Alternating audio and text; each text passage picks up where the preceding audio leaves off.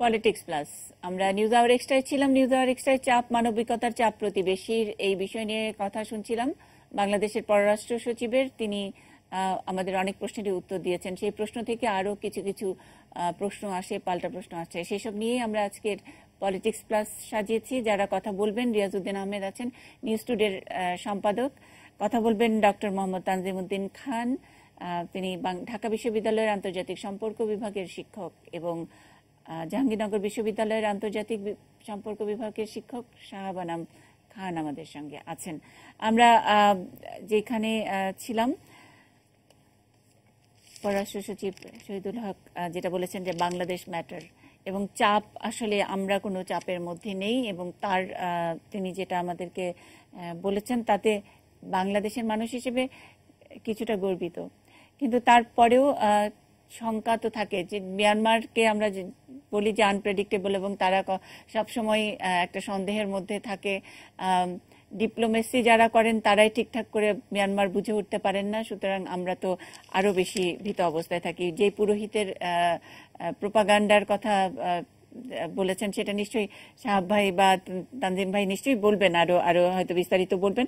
শুধু আমার প্রশ্ন যে আমরা এখানে না কোনো রাজনীতি করতে গিয়ে এখানে কোনো ব্লান্ডার করে ফেলি, যেহেতু আমাদের আয়োজন পলিটিক্স প্লাস, আমরা এই এত বড় জনগোষ্ঠী নিয়ে এখন আমাদের এক ধরনের প্রশংসা আছে। আমরা 10 লক্ষ মানুষকে হঠাৎ করে 2 মাসের মধ্যে আসা, তাদেরকে ম্যানেজ করতে পারি। যেটা বলছিলেন যে কোনো রকমের বড় ডিজাস্টার হয়নি, কলেরা হয়নি, মহামারী হয়ে মারা যায়নি, এইডস পেশেন্টও পাওয়া গেছে, সেখানেও নিশ্চয়ই ভালোভাবে নিয়ন্ত্রণ করা হবে। সবকিছু মিলিয়ে এত প্রশংসার পরেও যদি ইন্টারনাল কোনো রাজনীতির মধ্যে এই জনগোষ্ঠী নিয়ে আমরা কারাকারি করতে থাকি, তাইলে আসলে আমাদের সব অর্জন কি ব্যর্থ হয়ে যাবে না? কে আগে বলবেন? শাহাবানাম খান। ধন্যবাদ। আসলে আমাদের যে রেসপন্সগুলি হয়েছে, আপনি দেখেন এইটা কিন্তু সিরিয়ান ক্রাইসিসের পরে এটা কিন্তু লার্জেস্ট, এবং এত অল্প সময়ে এতগুলি মানুষকে মানে রিহ্যাবিলিটেট করা এবং তাদেরকে শেল্টার দেওয়া। আপনি চিন্তা করে দেখেন যে 40,000 শিশুকে শিক্ষা দিতে হচ্ছে, 5,36,000 মানুষকে খাবার দিতে হচ্ছে, অ্যাডিশনালি হেলথ কেয়ার দিতে হচ্ছে 2,71,000 মানুষকে। আর চিলড্রেন মানে যারা বাচ্চা আছে এবং বাচ্চা সহ যারা এসছেন, মানে যারা গর্ভবতী মা আছেন, তাদের সংখ্যা 1,10,000-এর উপরে চলে গেছে। তো এইরকম একটা সিচুয়েশনে যে আমরা কমপ্লেক্স সিচুয়েশনটাকে ডিল করছি, এখানে আসলে পলিটিক্যাল রেসপন্সেসের একটা বড় ভূমিকা কিন্তু আছে। আমরা ব্লেম গেমটাতে যেন না যাই, কারণ ব্লেম গেমটাতে গেলে কি হয়, মানে এটা একটা national security issue as well as national crisis. National ক্রাইসিসে যখন আপনি পলিটিক্যালি ডিভাইডেড থাকবেন এবং আপনি কনস্ট্যান্টলি যখন পলিটিক্যাল ব্লেম গেমে থাকবেন, তখন এইটার অ্যাডভান্টেজটা এসেনশিয়ালি আমাদের কাছে থাকবে না, অ্যাডভান্টেজটা চলে যাবে অন্য জায়গায়। কারণ আপনি এতক্ষণ যেটা ফরেন সেক্রেটারি আলাপ করলেন, বা তানজিম ভাই আলাপ করলেন, বা রিয়াজউদ্দিন আহমেদ আলাপ করলেন, বা আমরা আলাপ করছি, যে দেখেন আলটিমেটলি এখানে কিন্তু যে এই যে কসোভো লাইক সিচুয়েশন বা বলকানাইজেশন বা যে কোনো ধরনের বিষয়, দেখেন মিডিয়া প্রোপাগান্ডা ধরেন, আপনি যদি মিডিয়া প্রোপাগান্ডাকে আমি নিয়ে আসি, যে মায়ানমারে যে পরিমাণ মিডিয়া প্রোপাগান্ডা হচ্ছে, সেই সব জায়গাগুলিকে যদি আপনি নিয়ে আসেন, তাহলে যে কোনো ধরনের political divide on this particular issue, যেটা আসলে ন্যাশনাল ইস্যু, সেইখানে আসলে থাকা উচিত না। তবে আমার মনে হয় যে এই ক্ষেত্রে যে বাংলাদেশে যে রাজনৈতিক দলগুলি আছে, তারা খুব বেশি যে মানে বিষয়টাকে ক্রিটিসাইজ করছেন সেটাও বলা ঠিক হবে না, কারণ তাদেরও কিন্তু একটা প্রচ্ছন্ন। তবে একটা জিনিস আশা করা যায় বা আশা করা উচিত সাধারণ মানুষের, মানে আমার মতো সাধারণ মানুষের, যেটা আশা করবো যে প্রত্যেকটা পলিটিক্যাল পার্টি এই বিষয়ে একটা কনসেনসাসে থাকবেন এবং এই বিষয়ে তাদের একটা সুচিন্তিত মতামত থাকবে কি করে এই জিনিসটাকে সলভ করা যায়, ব্লেম গেম না করে। দেখেন একটা কথা কিন্তু ক্লিয়ারলি বলেছি, এটা চীন বা ভারত এই বিষয়কে কেন্দ্র করে কিন্তু বারবার আমাদের ভাবলে হবে না। বাংলাদেশের কাজ চীন বা ভারতকে কেন্দ্র করে না, তাদেরকে সার্ভিস দেওয়া আমাদের দায়িত্ব না। যে কারণে দেখবেন যে বাংলাদেশের বার্গেনিং বা বাংলাদেশের যে এই ডিপ্লোম্যাটিক সাকসেসগুলি আসছে, কারণ তাদের নিজেদেরও ইন্টারেস্ট আছে। সেই ইন্টারেস্টগুলি যখন আমরা বোঝাতে সক্ষম হব, এবং আমরা যদি পলিটিক্যাল ডিভিশনে থাকি যে এই পক্ষ মনে করে ওখানে গেলে আমার রাজনৈতিক সুবিধা হবে, ওই দেশে গেলে বাংলাদেশে 17 কোটি মানুষ আছে, দেখেন বাংলাদেশের নির্বাচন 17 কোটি মানুষই এটাকে ডিটারমাইন করবে, ওই বিদেশের কেউ ডিটারমাইন করবে না। ফলে এখন আজকে যখন সুষমা স্বরাজ নিজেও আসলেন, উনি কিন্তু স্ট্রেট কাট বলে গেছেন যে একটা ইনক্লুসিভ ইলেকশন বলেন বা যে কোনো অংশগ্রহণমূলক ইলেকশন বলেন, কারণ তার নিজের স্বার্থেই সেটা বলছে। চীনও একসময় গিয়ে আপনাকে এই একই কথাটাই বলবে।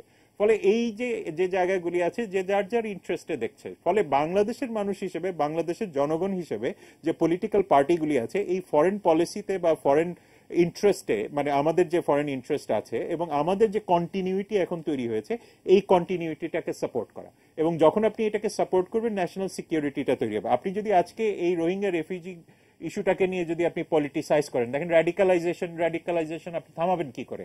অলরেডি কমপ্লেইন এসছে যে অনেকেই রেজিস্টার করতে দেওয়া হয় না।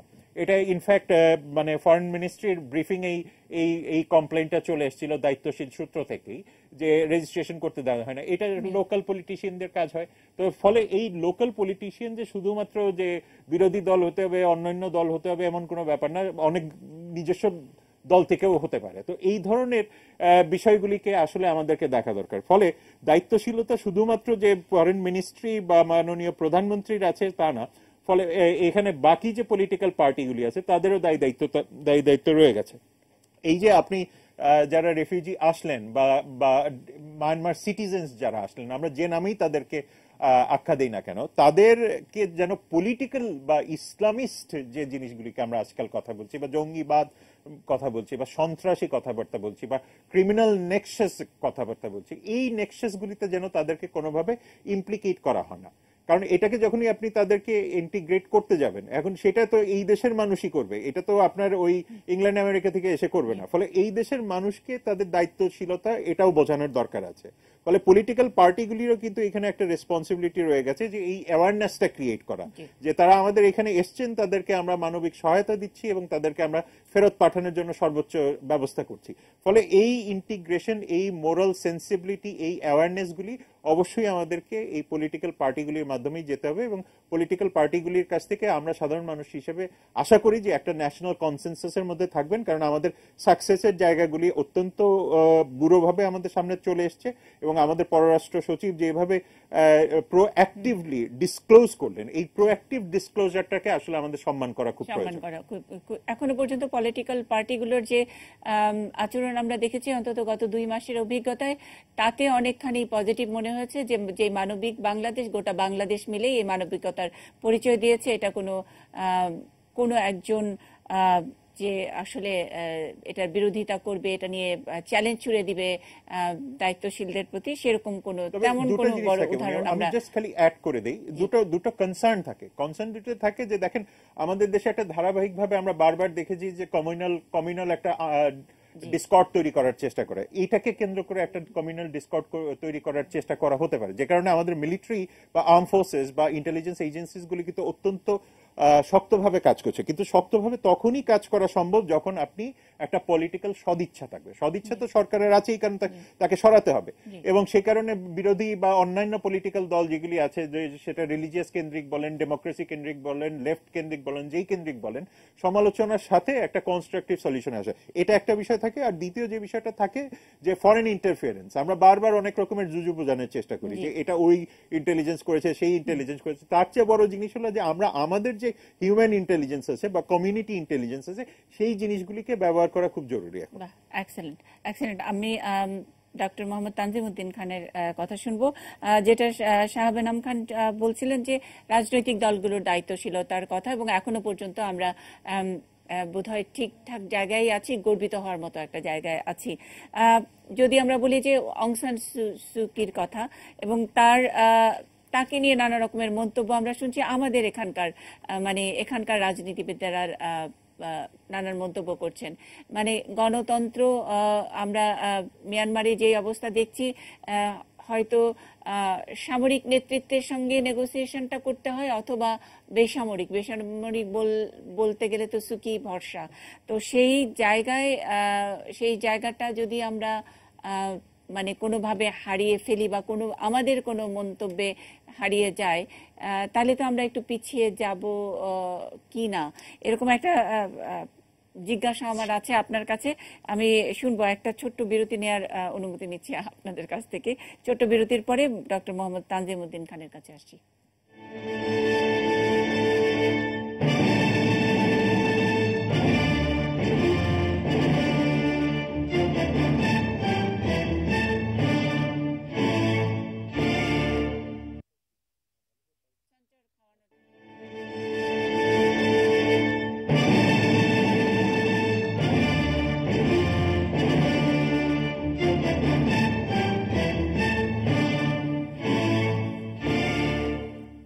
পলিটিক্স প্লাস দেখছেন। বিরতিতে যাবার আগে প্রশ্ন রেখেছিলাম ডক্টর মোহাম্মদ তানজিমুদ্দিন খানের কাছে।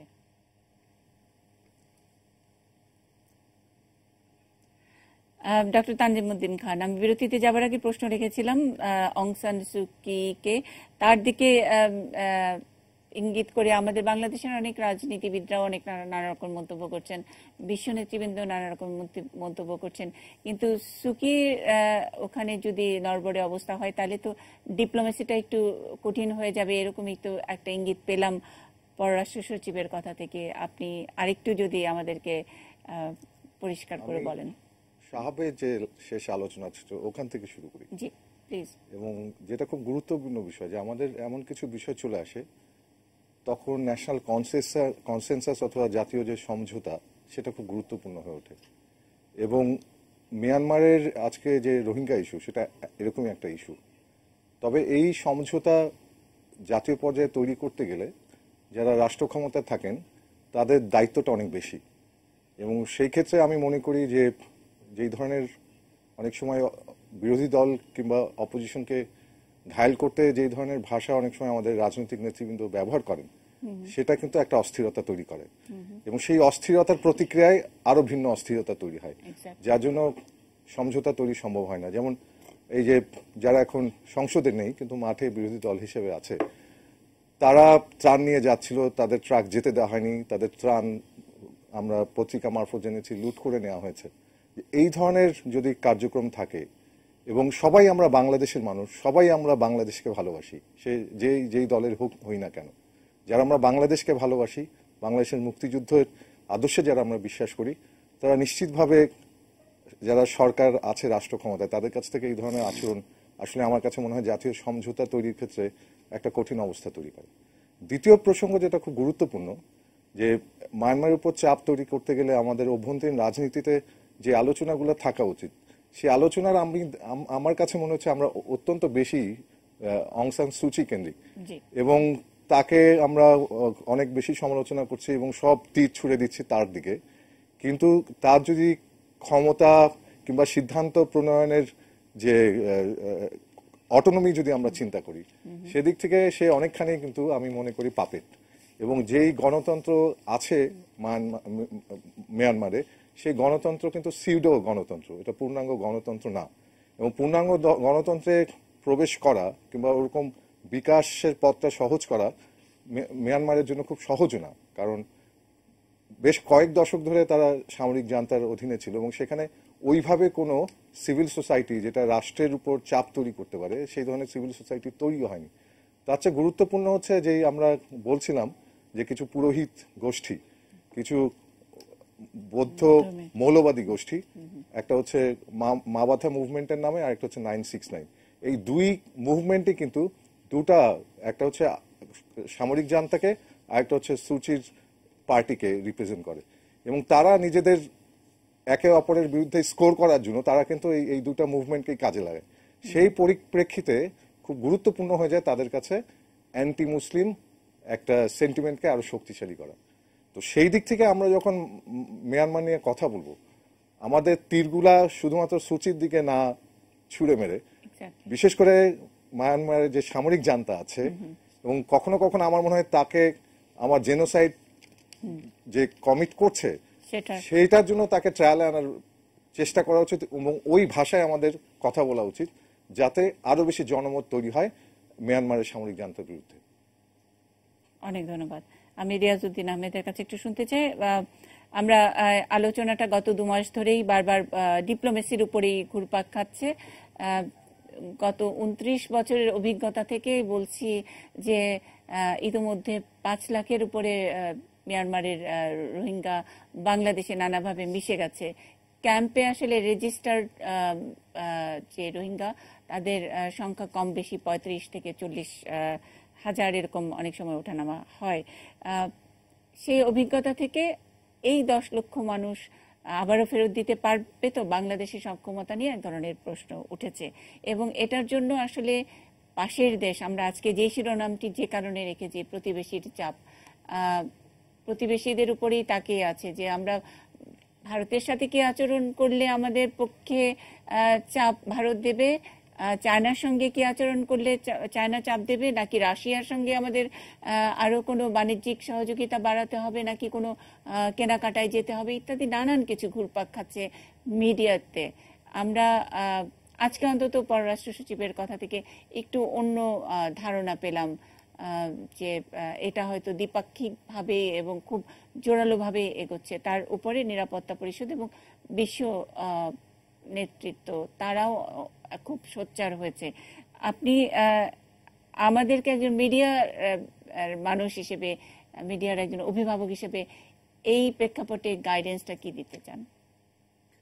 না, আমাদের মিডিয়া এখন পর্যন্ত ঠিকই আছে।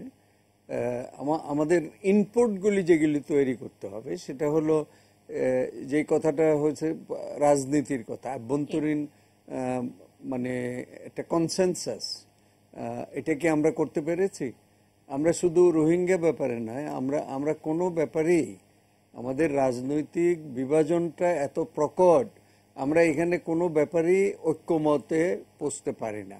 আমরা যেখানে অন্যান্য ডেমোক্রেটিক কান্ট্রিতে আমরা দেখেছি যে কোনো ক্রাইসিসের সময় সবাই একসাথে বসে মানে অল হেডস টুগেদার তারা একটা সলিউশন বের করে।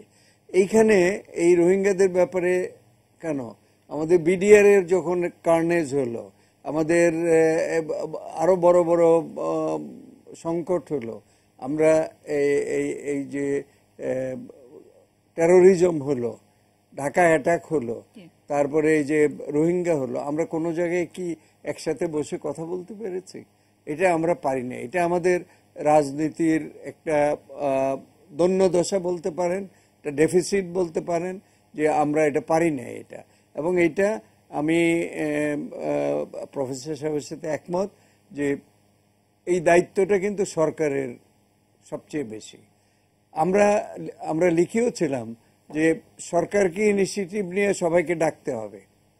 এটা তো বিরোধী দল ডাকলে তো মিটিং হবে না, সেখানে তো সরকার যাবে না। কাজে সরকারকে honours lies on the government. Government যদি ডাকে সবাই একসাথে বসে, তাহলে আমি মনে করি যে আমাদের শক্তিটা বহির্বিশ্বে আমাদের ঐক্যটা আরো অনেক প্রকটভাবে আমরা প্রবলভাবে আমরা দেখাতে পারি। এটা গেল একটা দিক। আরেকটা দিক হলো যে আমাদের সক্ষমতা আমাদেরই তৈরি করতে হবে।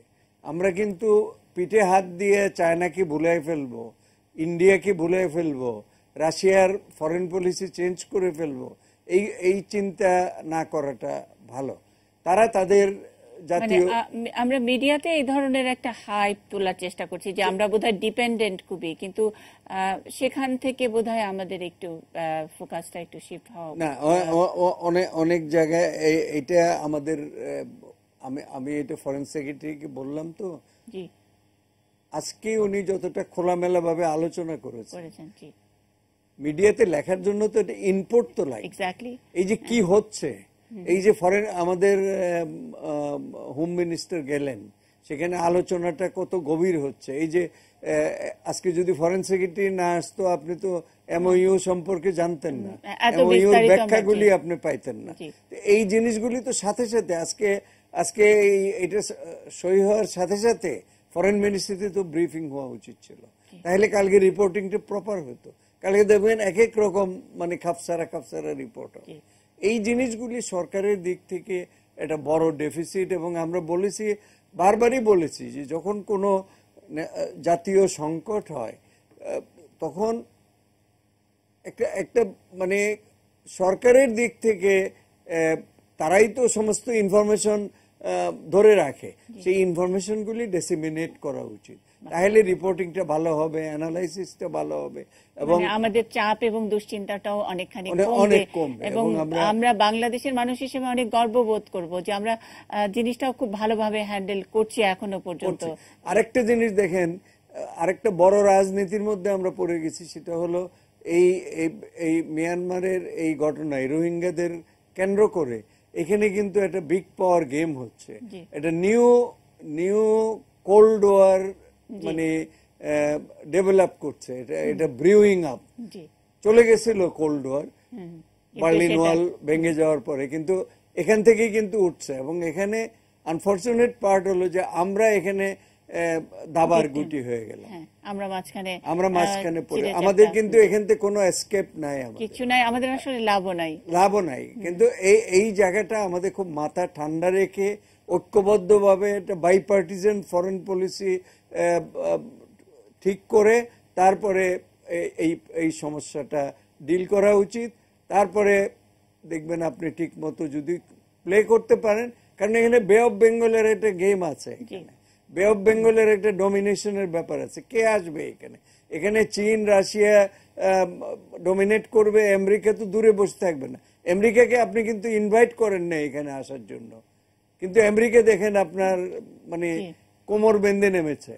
তারা এখানে আসবে, কিভাবে আসবে উই ডোন্ট নো। স্যাংশন দিয়েই এবং সেটা আসতে যেয়ে যদি আমরা ক্ষতিগ্রস্ত হই, আমি জানি 93-তে আমেরিকা ওয়াজ বেন্ট আপন keeping the Rohingyas in Bangladesh, এবং তাদেরকে মানে ধরে মানে মিয়ানমারের উপর চাপ সৃষ্টি করতে চেয়েছিল। ওরকম গেমের মধ্যে আমরা পড়ে গেছি। কাজে আমাদেরকে আমাদের রাজনীতি, কূটনীতি দুইটাকে একসাথে করে অত্যন্ত ম্যাচিওরড হ্যান্ডলিং এর মাধ্যমে, ঐক্যবদ্ধ প্রয়াসের মাধ্যমে সমস্ত রাজনৈতিক দলকে একসাথে করে সরকারকে এই সংকট মোকাবেলা করতে হবে। না হলে এই রোহিঙ্গারা যদি ফেরত না যায়, তাহলে বাংলাদেশের আভ্যন্তরীণ রাজনীতিতে প্রকট মানে ক্ষতি হবে আপনার, মনে করি। অনেক ধন্যবাদ। শেষ মন্তব্য আর কেউ যদি করতে চান, এক লাইন করে। আমি মোহাম্মদ তানজিমউদ্দিন খান এবং শাহবেন আম খান, একেবারে সময় শেষ কোনো আশাবাদের কথা যদি থাকে। আমি আসলে ধন্যবাদ দিতে চাই এটিএন নিউজকে, বিশেষ করে পররাষ্ট্র সচিব, উনি গণমাধ্যমে এভাবে খোলামেলা কথা বললেন, এবং এটা মনে হয় বাংলাদেশের গণমাধ্যমের ইতিহাসে নতুন কিছু যুক্ত হলো। এবং আশা করি এই যে আলোচনাটা আমরা এত খোলা মনে করতে পারলাম, এই ধরনের আলোচনা অন্য বিষয়গুলোর ক্ষেত্রে, ভারতের ক্ষেত্রে কিংবা মার্কিন যুক্তরাষ্ট্রের সাথে সম্পর্কের ক্ষেত্রে কিংবা অন্য যে কোনো দেশের, চীনের সাথে সম্পর্কের ক্ষেত্রে ঠিক একই ধারাবাহিকতা, এবং এতে হয় কি এক ধরনের স্বচ্ছতা তৈরি হয় এবং মানুষকে সহজেই মানুষের মধ্যে আস্থাটা তৈরি করা যায়। এখন এই আস্থাটা তৈরির জন্য আমার কাছে মনে হয় যে গণমাধ্যম এই ধরনের ভূমিকা যদি পালন করে, এবং ঠিক একই সাথে আমাদের পররাষ্ট্র মন্ত্রণালয়, যেটা রিয়াদ সাহেব বললেন যে প্রেস ব্রিফিং করা, একটা সিদ্ধান্ত নেওয়ার পর কিংবা এমওইউ সাইন হলো, সেটা কি হলো সেটা মানুষের মধ্যে কিন্তু অনেক সন্দেহ তৈরি হয়, বিশেষ করে যখন ভারতের মতো শক্তিশালী রাষ্ট্রের সাথে আমরা কোনো কিছু করি। এবং সেটা হলে আমাদের অভ্যন্তরীণ রাজনীতিতেও যে বিভিন্ন ইস্যুকে কেন্দ্র করে নতুন জটিলতা যে তৈরি হয়, সেটাও কিন্তু আর হয় না যদি এই স্বচ্ছতা এবং এক ধরনের জবাবদিহিতাও সেটা বজায় রাখা যায়। এবং সেই জন্য আমি বিশেষ করে এটিএন নিউজকে আমি ধন্যবাদ দিতে চাই, এবং পররাষ্ট্র সচিবকে তো অবশ্যই অনেক ধন্যবাদ। কৃতজ্ঞতা। শাহবান আম খান, একেবারে এক লাইন কেমনে করে বলি বলেন। এখন দেখেন যেটা তানজিম ভাই বললো, যে যতটা আপনি ইনফরমেশন যত সাপ্রেস করবেন, কনফিউশন তৈরি হবে, কনফিউশন তৈরি হলে পরে কোনো রেজাল্ট আসবে না। এবং যেটা রিয়াজউদ্দিন আহমেদ বললেন অ্যাবসলিউটলি কারেক্ট, এবং এটা শুধু কোনো একটা পলিটিক্যাল পার্টি স্পেসিফিক না, সকল পলিটিক্যাল পার্টির এখানে রেসপন্সিবিলিটি আছে, এবং সেই পথে কিন্তু আলটিমেটলি আমরা এগোচ্ছি। আপনি দেখতে পাচ্ছেন যে অনেক রকমের পলিটিক্যাল ডিনামিক্স ইকুয়েশনস এখন চেঞ্জ হচ্ছে। আর ভারতের ক্ষেত্রে আমরা যেটা বললাম, যে ভারতের যে নিজস্ব ইমেজ, তার যে একটা সুপার পাওয়ার হওয়ার ইমেজ আছে, তার যে ইকোনমিক ইন্টারেস্ট আছে, সেইগুলি তার নিজের ইন্টারেস্টেই করবে। সুতরাং বাংলাদেশকে বারবার এটা ভাবার কোনো কারণ নাই যে আমি ভারতের মুখাপাক্ষী বা চীনের মুখাপাক্ষী, এটা বারবার বলছি, যে কারণে আমাদের বার্গেনিং নেগোসিয়েশনস এখন খুব ভালো হচ্ছে। আপনি দেখেন মার্কিন যুক্তরাষ্ট্র গ্লোবাল ম্যাগনেটিস্কি একটা এনঅ্যাক্ট করছে, যেটা দিয়ে এক ধরনের স্যাংশন দেওয়ার কথা বলছে। এটা কিন্তু বার্মিজ জেনারেলদের জন্য খুব একটা সুখের বিষয় না, ফলে ওই বার্মিজ জেনারেলরা তাদের ইন্টারেস্টে, এবং সুকি এখানে মোটেও মুখ্য বিষয় না। অবভিয়াসলি এই জেনারেল, এবং জেনারেলরা যখন এই আরসা নিয়ে একটা কথা কাজ করেছে, এই যে ফেইল্ড লজিক অফ টেররিজম, এবং এই ফেইল্ড লজিক অফ টেররিজম যে তার রাখাইন প্রভিন্সটাকে আর্ক অফ স্টেবিলিটির মধ্যে নিয়ে আসবে, এবং আর্ক অফ স্টেবিলিটি আলটিমেটলি যে একটা বলকানাইজেশনের দিকে যাবে, এইটা তাদের বুঝতে অসুবিধা হলেও বাকি বিশ্বের সেটা বুঝতে অসুবিধা হচ্ছে না, এবং যেটা বাংলাদেশ ফরেন পলিসি এখন প্রপারলি বুঝতে পারছে। আর ফাইনাল যে জিনিসটা থাকে সেটা হলো একটা কমিউনিকেশনের ব্যাপার থাকে, একটা কমিউনিকেশন। আমি বারবার বলে আসছি, দেখেন সাইকোভেন্সি দিয়ে আসলে মানে পলিটিক্স বা ফরেন পলিসি ঠিক করা যায় না, যে কারণে আপনি দেখছেন যে ফরেন মিনিস্ট্রি যখন এটাকে কন্ট্রোল করছে এবং প্রাইম মিনিস্টার যখন সরাসরি এটাকে কন্ট্রোল করছে, আপনি সাকসেসফুল একটা রেজাল্টে যাচ্ছেন। ফলে এই ধরনের বিভিন্ন রকমের বক্তব্য আমরা পত্রিকায় দেখি। আজ পর্যন্ত কোনো পত্রিকা লিখলো না যে আসলে ভারত বা চীন বা ভারত বা অন্যান্য দেশ বাংলাদেশকে ফলো করছে। বরাবরই শুনছি যে ভারত ভারতকে আমরা ফলো করছি। আমাদের এই যে মিডিয়া প্রেজেন্স, এই মিডিয়া প্রেজেন্সটাকে আরো স্ট্রং করা দরকার, এবং আমাদের যে পর্যন্ত মিডিয়া প্রেজেন্স গ্লোবালি স্ট্রং না হবে সেই পর্যন্ত আসলে আমরা কতটুকু অ্যাচিভ করলাম এবং আমরা কতটুকু এগিয়ে গেছি সেই জিনিসটাও আমরা প্রজেক্ট করতে পারবো। আর শেষ শব্দ যেটা শেষ করতে চাই, যে এই যে ফেইল্ড লজিক অফ টেররিজম, এই আরসাকে কেন্দ্র করে তারা যেটা করেছে এবং সেইটাকে কেন্দ্র করে তারা ভবিষ্যতে আরো অনেক কিছু করার চেষ্টা করবে। ফলে পররাষ্ট্র সচিব যে কাজটা করছেন আমার মনে হয় যে এই মোমেন্টামটাকে বজায় রাখা, এবং এই যে টেররিজমের নামে মানে বিভিন্ন রকমের যে হাইপ আপ তৈরি করা, এবং বাংলাদেশেও আমি দেখি অনেক ক্ষেত্রে মিডিয়াগুলি এটা হয়তো অনেক ক্ষেত্রে বোঝেন না, ফলে তাদেরকে এই বোঝে এই রিপোর্টিং গুলি তৈরি করা। আজকে যেটা আপনি করলেন, এই ধরনের সেন্সিটাইজেশন অ্যাওয়ারনেস ক্যাম্পেইন যখন হবে বা মিডিয়া প্রেজেন্স গুলি যখন হবে, আমার মনে হয় একটা ভালো ডিরেকশনের দিকে যাব, এবং আমাদের পলিটিক্যাল পার্টিগুলি সকলেরই শুভবুদ্ধি উদয় হচ্ছে, এবং আশা করি আরো শুভবুদ্ধির উদয়। অনেক ধন্যবাদ, অনেক ধন্যবাদ, কৃতজ্ঞতা আমাদের অনুষ্ঠানে সময় দেওয়ার জন্য। আশা করি আবারও হয়তো অন্য কোনো বড় বড় ইস্যুতে, নিশ্চয়ই যেটা তানজিমউদ্দিন খান বললেন যে ইন্ডিয়া চায়না যে কোনো জায়গায় দ্বিপাক্ষিক সম্পর্কের ব্যাপারে আমাদের অনেক জায়গায় একটু পরিষ্কার হতে হয়, এবং সেসব আয়োজনে আপনাদের সকলকেই পাবো। কৃতজ্ঞতা জানিয়ে আজকের অনুষ্ঠান শেষ করছি। দর্শক যারা ছিলেন আপনাদের প্রতি আমাদের রইল অশেষ কৃতজ্ঞতা। থাকবেন এটি নিউজের সঙ্গেই।